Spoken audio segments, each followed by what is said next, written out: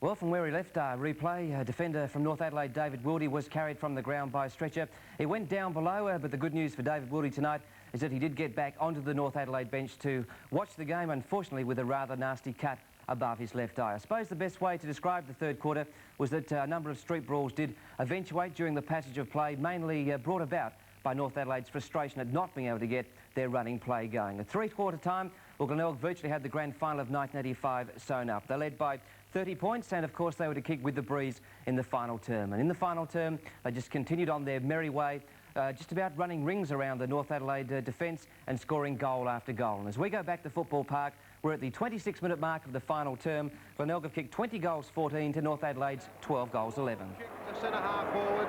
Kernahan up again in the middle of the pack. I think they all want them up there now. Riley, Hay, he's kicked it straight to David Kernahan. He wanted to kick to Andrews, but missed.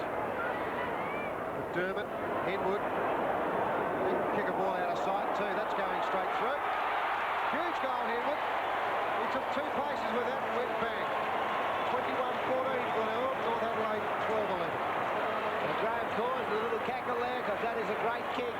Just sitting back there meditating. But Wayne Henwood, who was recruited by Glenelg, and he hasn't had all that impressive performances, but then all of a sudden Graham Cause played him as a knock ruckman. And when he's been in that position, he's performed very, very well indeed. And today he certainly earned his chaff because he went back into full back where he held Michael Parsons after a very promising start by the North full forward.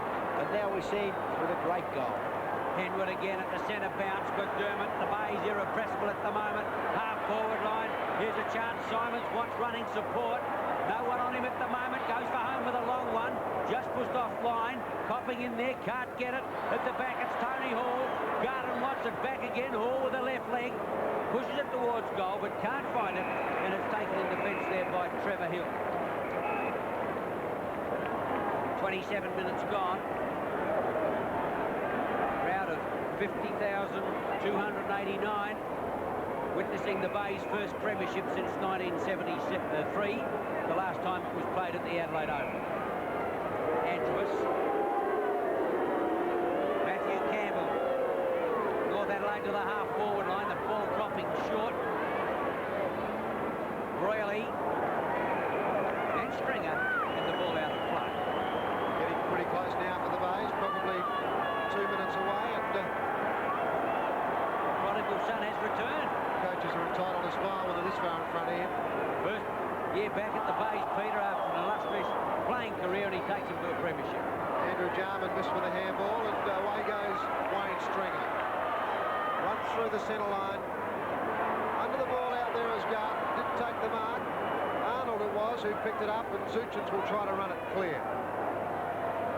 Armfield delayed the ball to Hay, and now Andrews. He'll get the ball again. I don't think it'll really worry him somehow or other. I think he should be used to it. Kicked it straight to Dookie. Glenelg players are running around like unregistered dogs out there. There's about 5 of them. Salisbury, David Kernahan. Try David Marshall next. He hooks it back high and long, but offline. 21-15 Glenelg, North Adelaide 12-11. Well, the Bays have kicked a few goals this quarter. In fact, they've kicked 7, so there might be plenty of time on. Although we've played about 29 minutes, so it must be close to final siren. Armfield on the half-back line. Put the Northerners towards centre wing. Redden underneath the ball. Stringer the leaper. Also there was Hay. Bolts off, drives long. Getting underneath the ball. Doothie can't quite manage it. Quickly back now, Hart. Got the handball out. Bennett. Over to Jarman. Now Robertson chips away at goal. He's offline for a point. Well, they're still in there, moving the ball around. But since midway through that second quarter, they've never really been in it. Ross gives him kick off. Oh, he's done a dropping. How about that? He's kicked a dropping. He'll get dropped. No way. Treat to see. He'll get dropped next week. McDermott's pushed it over the line, and there'll be a throw in. He won't have to worry about getting dropped next week. Oh, I haven't seen a drop in for years. Lovely to see. Yeah, I agree, Robert. They should never have left the scene. Henwood comes in for the big thump. Tries to take it out of the air and then wobbles it forward. Phillips under the ball. He's been one of North's very good players. Now McGuinness. The game running very late. Here it is. Glenelg win it. 21-15 to North Adelaide. 12-12.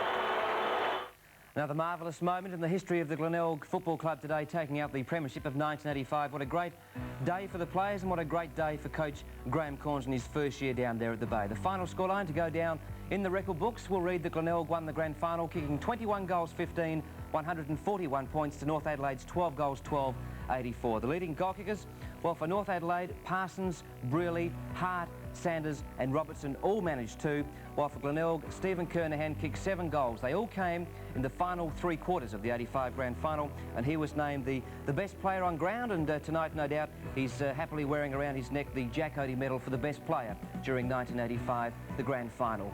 Garton kicked 4, Copping 3 and McGuinness 2, and it was after the game that Peter Marker caught up with the jubilant Glenelg coach, Graham Corns. You said a little while ago that you couldn't believe it. Is it all settled down in your mind yet? I couldn't believe it in as much that halfway through the second quarter I was just so disappointed in the way we were playing footy.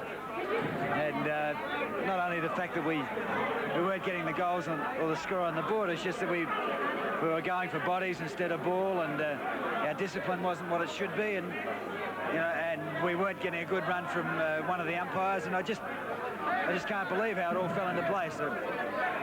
Even in the first quarter and a half, even though you were down by 5 goals, you still had a fair bit of the ball. We did. I mean, particularly early, if we'd have kicked straight instead of points, we would have been well and truly in it. But and I think the furthest we were apart was 5 goals.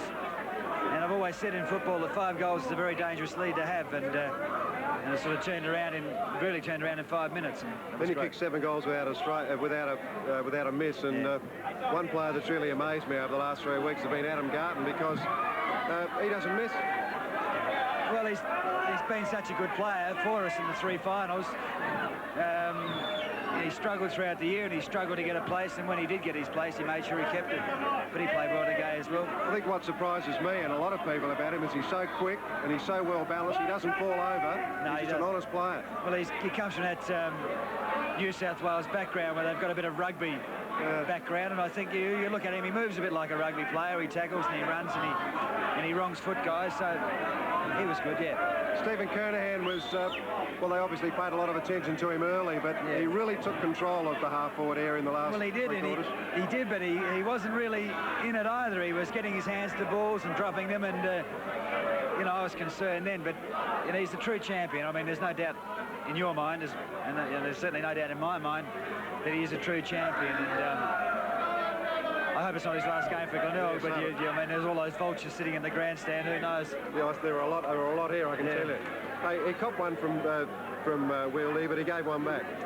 Yeah, well, he did, but I mean, it was one of those ones that he gave back. It wasn't really a vicious blow, but I mean, it wasn't a good one either. And you called Pam over the fence late in the game. Oh, it's been such a bad year, when there's been so much pressure on at home, and she's been supportive, so it was just a gesture that I thanked her for her help. It's been a long time between drinks for the premierships down the Bay Way, but I'm sure the celebrations tonight will continue well into the wee small hours of tomorrow mornings. Congratulations once again to the Glenelg Football Club. They're the premiers of 1985, and also commiserations to North Adelaide and their coach, Mike Noonan. Certainly done a great job this year, Mike Noonan, to get his boys into the grand final. They've virtually been the pace setters all season, and I'm sure that they'll look forward to another big year in 1986.